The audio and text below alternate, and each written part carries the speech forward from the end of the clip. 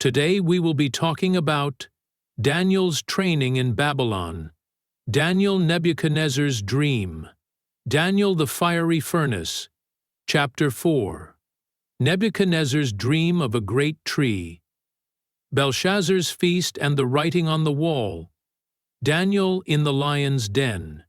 It was a time of great uncertainty in Babylon. The kingdom thrived, yet beneath the surface, tensions brewed as diverse cultures and beliefs clashed within the empire. Amidst it all, a young Hebrew named Daniel stood out, not for his strength or wealth, but for his unwavering faith and wisdom. Daniel was one of the captives taken from Jerusalem by King Nebuchadnezzar. Despite being a prisoner in a foreign land, Daniel carried within him the deep knowledge of God's ways, taught to him from a young age. His life was governed by obedience to God's law, even when it set him apart. The king decreed that the brightest captives be brought to the royal palace to be trained in the language and literature of the Babylonians. Daniel, along with 3 of his friends, Hananiah, Mishael, and Azariah, was chosen. They were to be prepared for service to the king, fed from the royal table, but Daniel resolved in his heart not to defile himself with the royal food and wine. He knew the meals did not align with the dietary laws God had commanded his people to follow. Risking punishment, Daniel asked the chief official for permission to eat only vegetables and drink water. Though hesitant at first, the official agreed to a 10-day trial. When the trial ended, Daniel and his friends appeared healthier and more robust than any of the others who had eaten the king's food. God honored their faithfulness, granting them knowledge, understanding, and wisdom far beyond their peers. Daniel, in particular, was given the ability to interpret dreams, a gift that would soon set him apart. Word of Daniel's extraordinary wisdom spread throughout the palace, but his journey had only begun. He would face tests that would challenge his faith, loyalty, and courage. Yet Daniel remained steadfast, knowing that the God of Israel was with him, even in the heart of Babylon. Nebuchadnezzar. One day, the king had a troubling dream that none of his wise men could interpret. Desperate, Nebuchadnezzar ordered that all the wise men be executed if they could not explain the dream and its meaning. Daniel, hearing of the decree, asked the king for time to reveal the mystery. He, along with his friends, sought God in prayer, asking for mercy and understanding. That night, God revealed the dream and its interpretation to Daniel in a vision. Daniel immediately praised God for his mercy and wisdom, declaring, "Praise be to the name of God forever and ever. Wisdom and power are his. He changes times and seasons. He deposes kings and raises up others. He gives wisdom to the wise and knowledge to the discerning." The next day, Daniel went before the king and, by God's grace, told Nebuchadnezzar the dream he had seen. A great statue made of various metals, gold, silver, bronze, iron, and clay. Each section represented a different kingdom, with the golden head symbolizing Babylon. Daniel then explained that the dream pointed to the rise and fall of empires, and that a kingdom not made by human hands, God's eternal kingdom, would one day destroy all the earthly kingdoms and stand forever. The king was astonished, recognizing that only a divine power could reveal such mysteries. He honored Daniel, promoting him to a high position and placing him in charge of all the wise men of Babylon. In turn, Daniel requested that his friends Hananiah, Mishael, and Azariah be elevated as well, and the king agreed. But despite Daniel's rise in power, the challenges were far from over. Nebuchadnezzar's pride and arrogance soon led him to erect a massive golden statue of himself and command that everyone in the kingdom bow down and worship it. Anyone who refused would face execution by being thrown into a blazing furnace. Daniel's 3 friends, unwilling to compromise their faith in God, refused to worship the image. When their disobedience was reported to the king, they were summoned and given one last chance to bow. Yet they remained firm in their stance, declaring, "If we are thrown into the blazing furnace, the God we serve is able to deliver us from it, and he will deliver us from your majesty's hand. But even if he does not, we want you to know, your majesty, that we will not serve your gods or worship the image of gold you have set up." Enraged, Nebuchadnezzar ordered the furnace to be heated 7 times hotter than usual, and commanded that the 3 men be thrown in.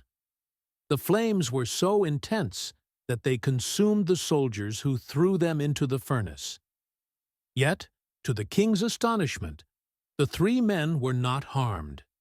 Instead, they were seen walking freely in the fire, accompanied by a 4th figure, like a son of the gods. Nebuchadnezzar called them out of the fire, and when they emerged unharmed, without even the smell of smoke on them, he praised their God, declaring, "Praise be to the God of Shadrach, Meshach, and Abednego, who has sent his angel and rescued his servants." They trusted in him and defied the king's command, and were willing to give up their lives rather than serve or worship any god except their own God. Once again, God had demonstrated his power and faithfulness to his servants. Daniel's friends were promoted, and Nebuchadnezzar acknowledged the greatness of the God of Israel. But still, pride remained in the king's heart. Nebuchadnezzar the king, unto all people, nations, and languages that dwell in all the earth, peace be multiplied unto you. I thought it good to show the signs and wonders that the high God hath wrought toward me. How great are his signs, and how mighty are his wonders! His kingdom is an everlasting kingdom, and his dominion is from generation to generation. I, Nebuchadnezzar, was at rest in mine house, and flourishing in my palace. I saw a dream which made me afraid, and the thoughts upon my bed, and the visions of my head troubled me. Then came in the magicians, the astrologers, the Chaldeans, and the soothsayers, and I told the dream before them. But they did not make known unto me the interpretation thereof. But at the last Daniel came in before me, whose name was Belteshazzar, according to the name of my God, and in whom is the spirit of the holy gods. And before him I told the dream, saying, O Belteshazzar, master of the magicians, because I know that the spirit of the holy gods is in thee, and no secret troubleth thee, tell me the visions of my dream that I have seen, and the interpretation thereof. Nebuchadnezzar dreamed of a tree symbolizing his power. A messenger decreed it be cut down, representing his fall into a beast-like state until he acknowledged God's sovereignty. After 7 years, his sanity and kingdom were restored.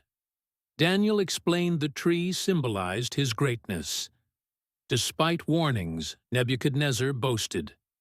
After 7 years, he acknowledged God's rule, and his sanity and kingdom returned. Then Daniel was brought in before the king. The king spoke and said to Daniel, Are you that Daniel who is one of the captives from Judah, whom my father the king brought from Judah? I have heard of you, that the Spirit of God is in you, and that light and understanding and excellent wisdom are found in you. Now the wise men, the astrologers, have been brought in before me, that they should read this writing and make known to me its interpretation. But they could not give the interpretation of the thing. And I have heard of you, that you can give interpretations and explain enigmas. Now if you can read the writing and make known to me its interpretation, you shall be clothed with purple, and have a chain of gold around your neck, and you shall be the 3rd ruler in the kingdom. Then Daniel answered and said before the king, Let your gifts be for yourself, and give your rewards to another. Yet I will read the writing to the king, and make known to him the interpretation. "O king, the Most High God gave Nebuchadnezzar your father a kingdom and majesty, glory and honor, and because of the majesty that he gave him, all peoples, nations, and languages trembled and feared before him.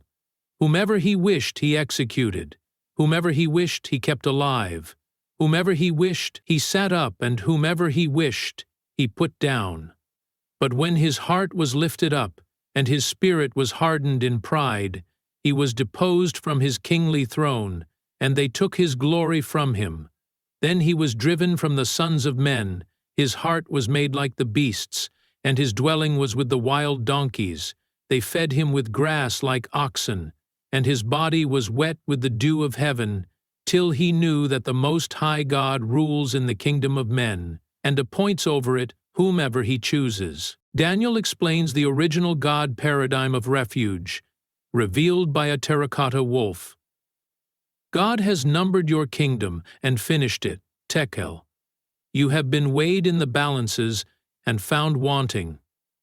Your kingdom has been divided and given to the Medes and Persians. Then Belshazzar gave the command, and they clothed Daniel with purple and put a chain of gold around his neck, and made a proclamation concerning him that he should be the third ruler in the kingdom. That very night Belshazzar, king of the Chaldeans, was slain, and Darius the Mede received the kingdom, being about 62 years old. It pleased Darius to set over the kingdom 120 satraps, to be over the whole kingdom, and over these 3 governors, of whom Daniel was one, that the satraps might give account to them, so that the king would suffer no loss.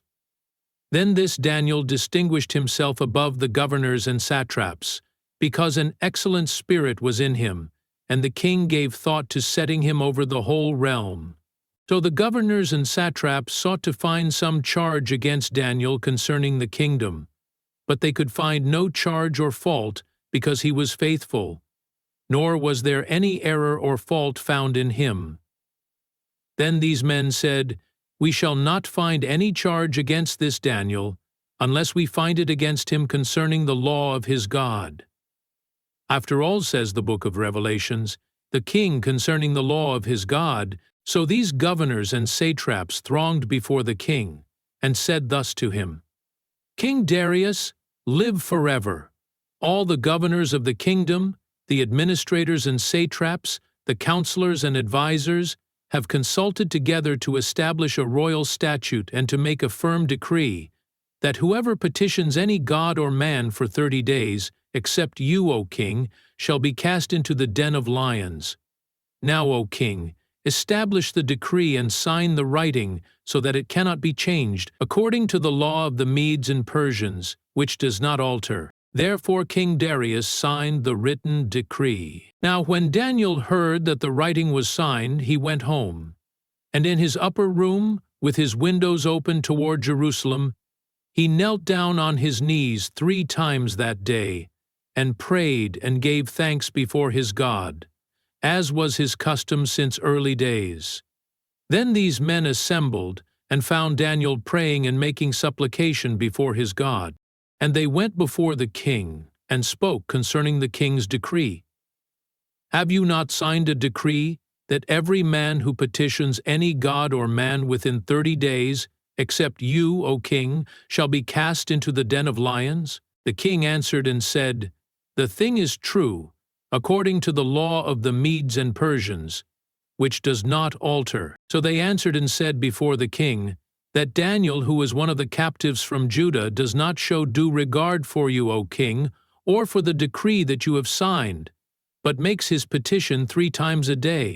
So the king gave the command, and they brought Daniel and cast him into the den of lions. But the king spoke, saying to Daniel, "Your God, whom you serve continually, he will deliver you." Then a stone was brought and laid on the mouth of the den, and the king sealed it with his own signet ring and with the signets of his lords, that the purpose concerning Daniel might not be changed. Now the king went to his palace and spent the night fasting, and no musicians were brought before him. Also, his sleep went from him. Then the king arose very early in the morning, and went in haste to the den of lions. And when he came to the den, he cried out with a lamenting voice to Daniel. The king spoke, saying to Daniel, Daniel, servant of the living God, has your God, whom you serve continually, been able to deliver you from the lions? Then Daniel said to the king, O king, live forever. My God sent his angel and shut the lions' mouths, so that they have not hurt me, because I was found innocent before him. And also, O king, I have done no wrong before you. And the king gave the command, and they brought those men who had accused Daniel, and they cast them into the den of lions, them, their children, and their wives. And the lions overpowered them, and broke all their bones in pieces, before they ever came to the bottom of the den. Then King Darius wrote, To all peoples, nations, and languages that dwell in all the earth, peace be multiplied to you. I make a decree that in every dominion of my kingdom, men must tremble and fear before the God of Daniel, for he is the living God, and steadfast forever. His kingdom is the one which shall not be destroyed, and his dominion shall endure to the end. He delivers and rescues, and he works signs and wonders in heaven and on earth, who has delivered Daniel from the power of the lions.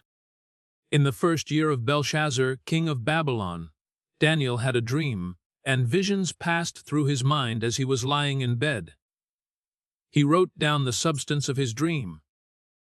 Daniel said, In my vision at night I looked, and there before me were the four winds of heaven churning up the great sea. 4 great beasts, each different from the others, came up out of the sea. The first was like a lion, and it had the wings of an eagle. I watched until its wings were torn off, and it was lifted from the ground, so that it stood on 2 feet like a human being, and the mind of a human was given to it. And there before me was a second beast, which looked like a bear. It was raised up on one of its sides, and it had 3 ribs in its mouth between its teeth. It was told, Get up and eat your fill of flesh. After that, I looked, and there before me was another beast, one that looked like a leopard, and on its back it had 4 wings like those of a bird. This beast had 4 heads, and it was given authority to rule.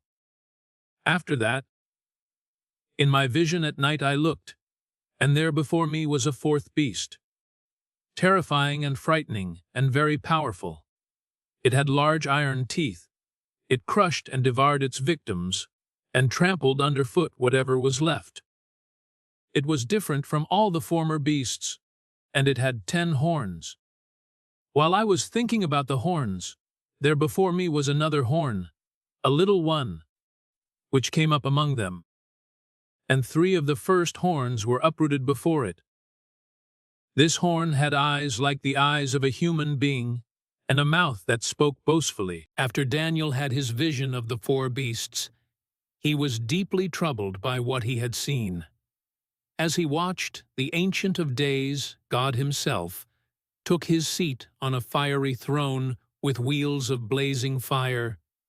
Countless angels stood before him, and the court was seated. Books were opened, signifying judgment. Then Daniel saw the 4th beast being destroyed. Its body was burned in fire, while the other beasts had their power taken away, but were allowed to live for a time. As the vision continued, he saw one like a son of man, coming with the clouds of heaven. This figure approached the Ancient of Days and was given dominion, glory, and a kingdom that would never be destroyed. All nations and peoples would serve him forever. Though Daniel saw this, he was still disturbed and wanted to understand more. So he approached one of the beings, standing near the vision, and asked for the meaning of everything. The being explained that the 4 beasts represented 4 kingdoms that would rise on the earth, but ultimately, the holy people of God would receive the kingdom and possess it forever. Daniel, however, was especially curious about the fourth beast, which was different from the others. It was terrifying, had iron teeth and bronze claws, crushed everything, and had 10 horns. While he was watching, another smaller horn appeared, uprooting 3 of the previous horns. This little horn had eyes like a man and a mouth speaking arrogantly. It seemed to be waging war against God's people and overpowering them, until the Ancient of Days came and judged in favor of the saints, giving them the everlasting kingdom. The explanation continued. The fourth beast represented a fourth kingdom, stronger and more destructive than the previous ones. The 10 horns were 10 kings that would rise from this kingdom. After them, another king would arise, different from the others. He would speak against God, oppress his people, and try to change set times and laws. God's people would be handed over to him for a time, times, and half a time. But then, the court of heaven would sit in judgment. This arrogant ruler would be stripped of power and destroyed forever, and the kingdom would be handed over to the holy people of God. His dominion would be eternal, and all rulers would worship and obey him. Daniel was shaken by everything he had seen and heard. His face turned pale, and though he kept these things to himself, the vision left a deep impression on him. After Daniel's vision of the 4 beasts, he had another vision, this time during the reign of King Belshazzar. In this vision, he found himself in the citadel of Susa, in the province of Elam, near the Ulai Canal. As he looked up, he saw a ram with 2 horns standing by the canal. One horn was higher than the other, though it grew later. The ram charged west, north, and south, and no beast could stand against it. It did as it pleased, and became great. Then, suddenly, a goat, with a prominent horn between its eyes, came from the west, crossing the whole earth swiftly, without touching the ground. It charged at the ram in a furious attack, shattering its 2 horns. The ram was powerless, and the goat trampled it. No one could rescue the ram from its power. The goat became very great, but at the height of its power, its large horn was broken. In its place, 4 prominent horns grew toward the 4 winds of heaven. Out of one of these 4 horns came a small horn that grew in power toward the south, the east, and the beautiful land, Israel. It grew until it reached the heavens, and threw down some of the starry host, trampling them. It set itself up against the daily sacrifices, taking away the regular burnt offering and desecrating the sanctuary. It prospered in all it did, and truth was thrown to the ground. Then Daniel heard 2 holy ones speaking. One asked how long this vision would last, the desecration of the sanctuary, the trampling of the holy people. The answer came, "It will take 2,300 evenings and mornings, then the sanctuary will be restored." As Daniel tried to understand the vision, he saw someone who looked like a man standing before him. A voice called out, "Gabriel, explain the vision to this man." The angel, Gabriel, approached Daniel, and as he did, Daniel was terrified and fell face down. Gabriel told him that the vision concerned the time of the end. Gabriel explained, the 2-horned ram represented the kings of Media and Persia. The shaggy goat was the king of Greece, and the large horn was its first king. When the horn was broken, 4 kingdoms would arise from that nation, but not with the same power. The small horn represented a fierce and cunning king who would arise later, destroying many and taking a stand against God. He would succeed for a time, but would be destroyed, not by human hands. Daniel was exhausted and lay sick for several days. When he finally got up, he continued with the king's business, but he was deeply troubled by the vision and could not fully understand it. In the first year of Darius the Medes' reign, Daniel turned to God in prayer and fasting after reading the words of the prophet Jeremiah. He understood that the desolation of Jerusalem would last 70 years. Moved by this knowledge, he humbled himself with fasting, sackcloth, and ashes, seeking the Lord with deep repentance. He prayed earnestly, confessing the sins of Israel. He acknowledged that the people had turned away from God's commands, ignored his prophets, and refused to listen to his warnings. He declared that God was righteous in bringing disaster upon them, for they had rebelled. Yet, he pleaded for God's mercy, not because they deserved it, but because of God's great compassion. He asked God to turn his anger away from Jerusalem, his holy city, and to restore the sanctuary for the sake of his own name. While Daniel was still praying, confessing his sins and the sins of his people, the angel Gabriel suddenly appeared to him in the evening. Gabriel told Daniel that as soon as he began praying, a message was given, and he had come to explain it to him. Gabriel then delivered one of the most profound prophecies in Scripture, the prophecy of the 70 sevens. He told Daniel that 70 sevens, weeks of years, meaning 490 years, had been decreed for his people and the holy city to finish transgressions, put an end to sin, atone for wickedness, bring in everlasting righteousness, seal up vision and prophecy, and anoint the most holy place. Gabriel broke the prophecy into segments. From the decree to rebuild Jerusalem until the coming of the Anointed One, the ruler, there would be 7 sevens, 49 years, and 62 sevens, 434 years. The city and its streets would be rebuilt in times of trouble. After the 62 sevens, the Anointed One would be put to death and have nothing. The people of a ruler to come would destroy the city and the sanctuary. War and desolations would continue until the end. Gabriel also revealed that this future ruler would confirm a covenant with many for 7 years. But in the middle of the 7, he would put an end to sacrifices and offerings. He would set up an abomination that causes desolation until he himself is destroyed. Daniel received this message, but was left in awe and wonder at what it meant for the future. In the 3rd year of King Cyrus of Persia, Daniel received another vision. This time, the message was so great and troubling that it left him in mourning for 3 weeks. During this time, he ate no rich food, no meat or wine touched his lips, and he used no lotions for his body. Then, on the 24th day of the 1st month, as he stood by the Tigris River, he looked up and saw a glorious figure. This man was dressed in linen, with a belt of fine gold around his waist. His body gleamed like topaz. His face shone like lightning. His eyes were like flaming torches. His arms and legs had the appearance of polished bronze, and his voice sounded like a multitude.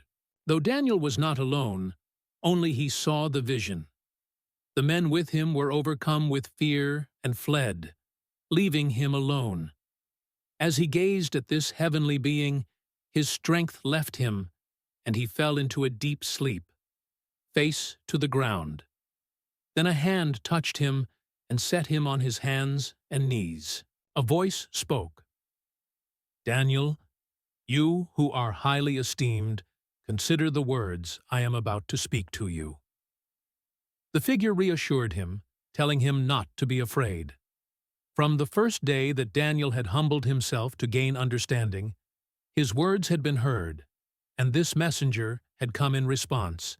However, for 21 days, the prince of Persia had opposed him, preventing him from reaching Daniel.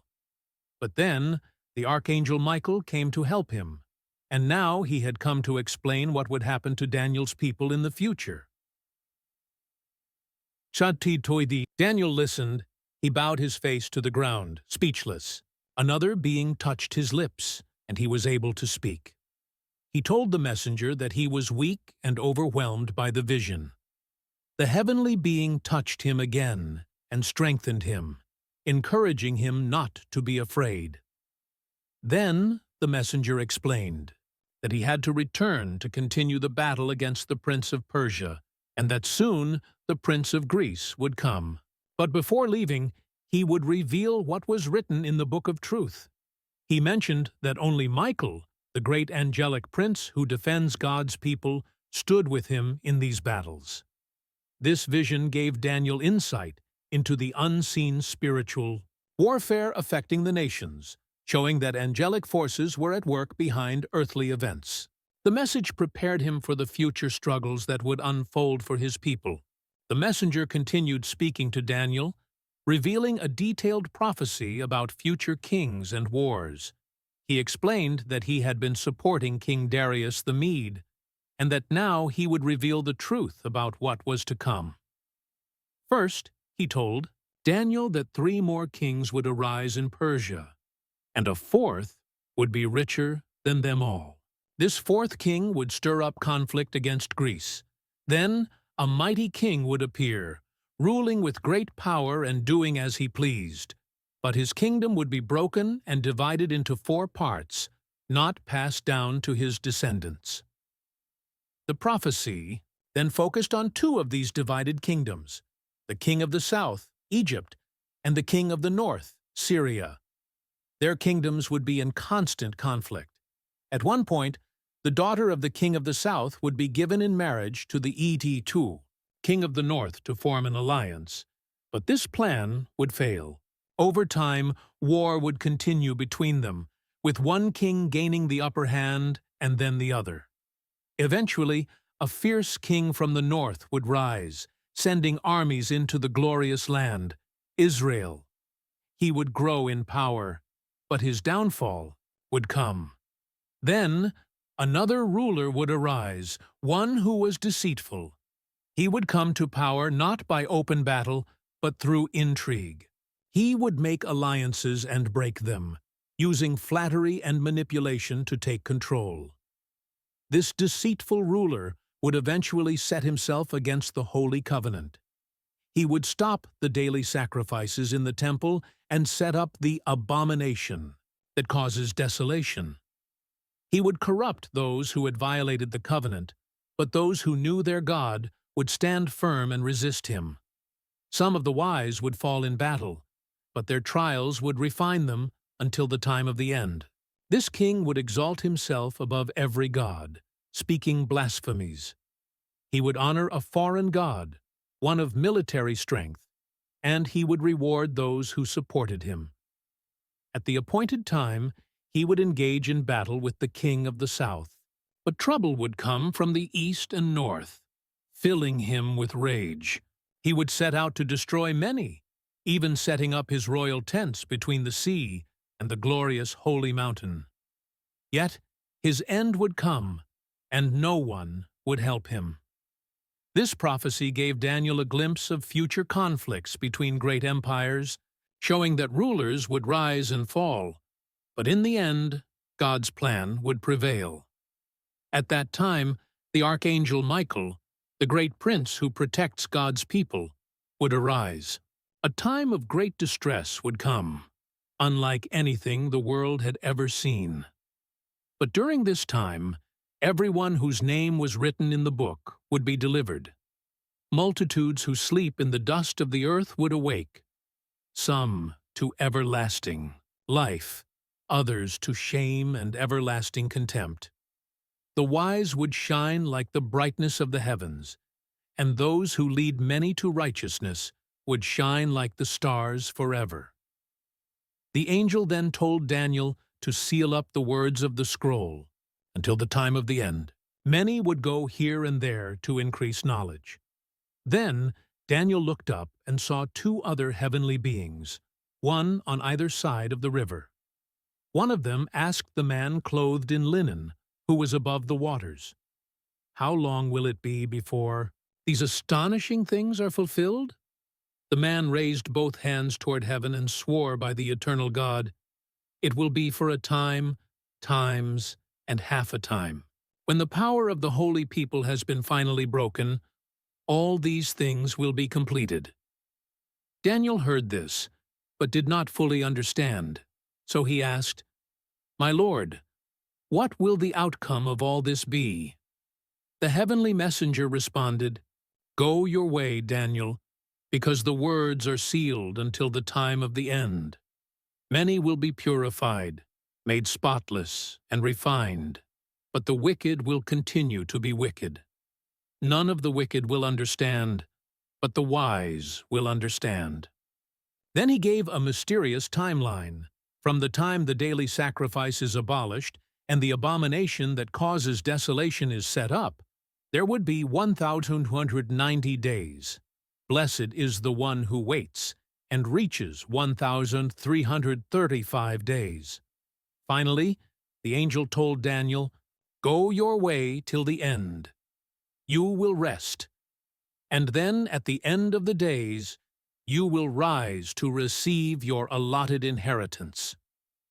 With these words, the book of Daniel comes to a close, leaving a vision of both troubling times and the ultimate hope of resurrection and eternal reward. The story of Daniel teaches about faith, courage, and standing firm in the face of trials. His journey reminds us that God is always in control. Subscribe and join me for more inspiring stories of faith.